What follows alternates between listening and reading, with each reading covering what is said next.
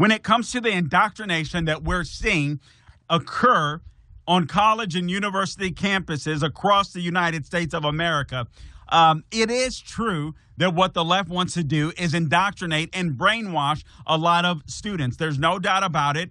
That's completely and utterly obvious. All right. These schools are ran by a lot of left wingers who, by the way, I was reading a professor, I believe at Cornell University, a lone professor, a conservative, who admitted that, listen, when it comes to most of the staff on these college campuses, at least Cornell, for what he was speaking from, his expertise, if you will, he said, listen, these professors don't just teach anymore. They're activists. And they consider that part of their profession. They're left-wing activists. So getting back to the story again, in Indiana University, a class required students to determine their privileged and dominant identities, like being white or male, so that they could, quote, address issues of oppression, close quote. The mandatory exercise, all right, operative word, was part of a course that fulfills the school's social and historical studies. So not just historical, but social and historical studies. Now, the students were instructed to write a, quote, in-depth reflection of two parts of their identity. One, subordinate identity, and one, dominant identity.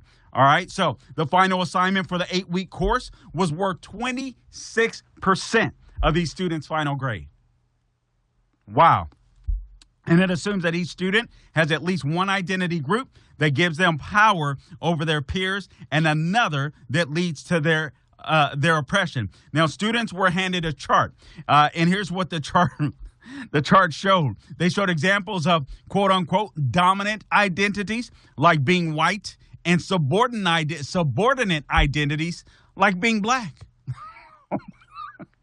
And separated them by manifestations of social oppression, such as classism, racism, and heterosexism.